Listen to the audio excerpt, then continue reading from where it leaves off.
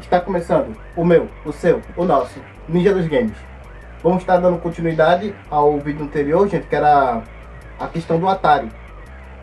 A gente parou no vídeo passado, em 79, referente aos arcades, e em 76, com relação ao lançamento do Atari VCS 2600. A gente vai continuar a partir daí. Depois do lançamento do Atari, do VCS, houveram vários jogos de cartucho, que foi o início da era dos cartuchos dos jogos, né? Começaram a ser lançados. O que aconteceu? Muitos jogos foram lançados, muitos foram populares. Começou a ter um problema dentro da Atari. Que ocorre? A Atari tinha sido vendida para a Warner Communications e os novos donos da Atari não estavam se entendendo bem com a forma de o Bushnell ter levado a empresa. Porque era a melhor empresa para se trabalhar, uma vez que não se tinha um horário fixo, era mais por mérito, era produção, você podia chegar meio-dia e sair de meia-noite, quer dizer, não tinha problema, era festa, balada e tal, desde que houvesse uma entrega de produção. E o pessoal de Nova York não adaptou-se com isso. Começou os problemas, começaram os atritos durante o final da década de 70. O Bushnell também se adaptou com isso, começaram os atritos, até que ele acabou sendo dispensado da empresa. Problemas. Qual foram outros problemas? A não valorização dos produtores de jogos. Por quê? Como eles mesmos falavam, o cara que produzia jogos, o cara que apertava parafuso, para o Warner ter o mesmo interesse. Então eles começaram a não ter mais a mesma visão. Então o que acontece? Em 79, o David Crane, Larry Kaplan, Alan Miller e Bob Wisted saem da Atari e fundam a nossa famosa e glamurosa Activision. A partir daí cai o monopólio da Atari. Por quê? Era basicamente os melhores produtores deles. Começaram os atritos de tal forma que eles saíram e fundaram sua própria empresa. Claro, eles não estavam conseguindo lançar os cartuchos para o VCS. Foi 2 anos aí de briga judicial. Para quê? Para que seja lançado os cartuchos deles para o VCS. Aí o David Crane lança vamos botar assim, o pioneiro dos jogos de plataforma. Quem não jogou Pitfall? Eu joguei Pitfall, joguei muito Pitfall. Quem não lembra aquela famosa barulhinho? Quem caía muito sabia disso, eu caía. Vou assumir. Ouvi muito barulho. Mas começa daí, aí vamos equiparar já arcades e o VCS. O que acontece no início da década de 80? A Atari consegue comprar os direitos por Space Invaders do Japão para lançar para o VCS. A Atari conseguiu comprar os direitos do Pac-Man. Quem nunca jogou o Come, né? Que foi o primeiro protagonista do mundo. Ele foi lançado um pouco tempo antes pelo um jovem programador Toru Iwatani, né? Da Namco, fundador do Pac-Man. Aí detalhe, como é que foi lançado o Pac-Man? Com tudo que estava acontecendo, estava por aquilo. Por que o jogador tem sempre que perder? Será que é porque vinha-se de época de Guerra Fria, de Segunda Guerra Mundial, onde o quê? É um jogo de derrota. A guerra é um jogo de derrotas. Ou seja, é literalmente para ver quem dura mais até perder. E o Come não. Ele veio com outra ideia, onde o jogador pode ganhar. Você pode finalizar um jogo e ser vitorioso. A ideia, qual? Como seria? Tinha que ser algo que atraísse não só o público masculino, também tinha que dar a ideia do público feminino. E Japão a gente sabe, né? Eles têm uma atração pelo que é bonitinho, pelo que é fofinho. O que aconteceu?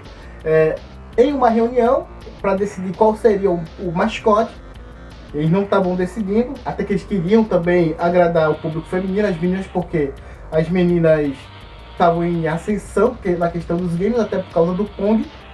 Quando eles saem para comer, eles simplesmente pediram uma pizza, tiraram um pedaço da pizza, lá estava o Pac-Man. Então foi o primeiro protagonista, veio de uma pizza, lembra logo a comida, sobremesa, basicamente as meninas quando estão no shopping tem que sair para comer alguma coisa, uma sobremesa, então ele associa todo esse mundo, ele engloba muitos fatores, né, para ser o sucesso que foi. Da forma que ele foi o primeiro a ter bonecos, teve até a Senhora Pac-Man, anime, então foi uma febre, um sucesso muito grande. Pouco tempo depois, a Atari traz ele para o VCS em cartucho, então você tinha basicamente os jogos de mais sucesso nos arcades, Space Invaders, Pac-Man, Battlezone, Centopeia, entendeu? Tudo no VCS onde você podia jogar em casa. Isso foi, na época foi muito bacana. Tiveram programadores que, nossa, arcades em casa, videogame em casa, como é possível? E toda aquela tecnologia dentro da TV. Então isso foi um marco muito grande. Isso foi muito importante. Foi legal na época. E um detalhe, justamente o Toru Iwatani, ele participou do filme Pixels. Ele mesmo foi lá e estava representando o criador do Pac-Man. Aquela cena lá de comer o braço dele lá, o Pac-Man comeu, ele diz até que é o filho dele, é bem legal, mas realmente era ele mesmo. Então eu achei muito interessante terem trazido o criador. Ter o jogo tipo Centopeia, jogos daquela época realmente sendo jogado, sendo mostrado, e isso foi muito interessante. Eu mesmo gostei muito do filme. Uma curiosidade também no Japão, quando lançaram o Space Invaders e tudo mais, começou a ter uma lacuna entre as gerações. As gerações das pessoas mais velhas entendiam muito bem como funcionava a TV, automobilismo, produção de carros, mas não conseguiam entender como jogos tão simples prendiam tanto a atenção das crianças, e começou a ter problemas, justamente como eu citei no vídeo anterior, a escassez de moeda de 100 ienes, começaram a fraudar moedas, começaram as crianças a roubar dinheiro em casa, e isso começou a trazer uma má visão para o videogame.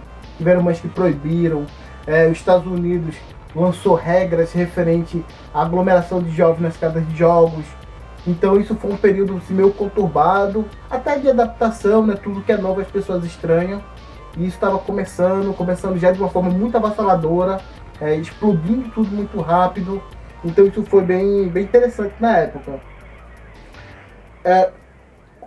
Com o fim da década de 1970, início da década de 80, e a saída dos programadores da Atari fundando a Activision, isso foi bom, foi legal para eles.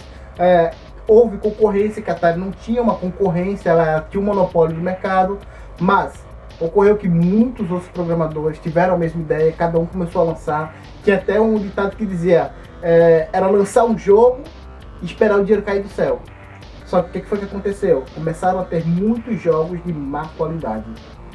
E um atrás do outro, a confiança dos gamers começou a cair drasticamente. Então o que foi que aconteceu? Para piorar a situação, a Atari, no Natal de 82, vem com ET. Gente, foi triste ET. O jogo ruim. Não, ruim não. Ele teria que melhorar muito para ser chamado de ruim. Tem uma lenda que diz que o Al Alcorn, que é um dos fundadores da Atari, quando viu o jogo chorou. E tão ruim que o jogo era. E como não vendeu tão ruim, a popularidade da Atari começou a cair muito, eles literalmente foram enterrar os cartuchos. Aí isso logo vazou na imprensa.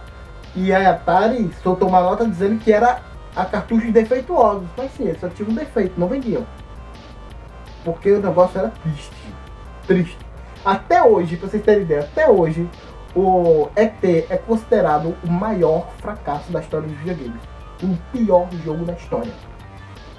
Então, com isso, é o que a gente chama de como deu início ao crash dos videogames.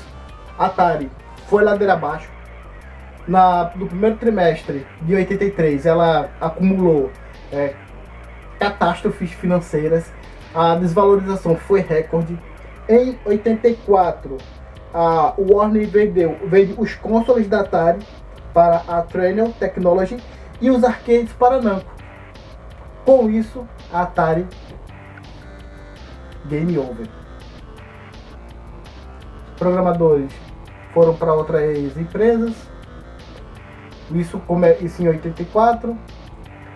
A gente entra num período turbulento dos games, onde a confiança lá embaixo, os preços de consoles lá embaixo, porque ninguém queria comprar.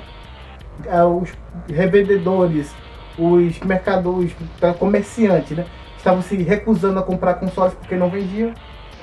A gente vai começar no próximo vídeo a falar dessa transição, desse período nebuloso até a retomada do crescimento da era dos videogames. E acredito que a gente já vai começar a falar de um gordinho, bigodudo, encanador, que vem para salvar o mundo, como sempre. Então, até semana que vem, se Deus quiser. Valeu.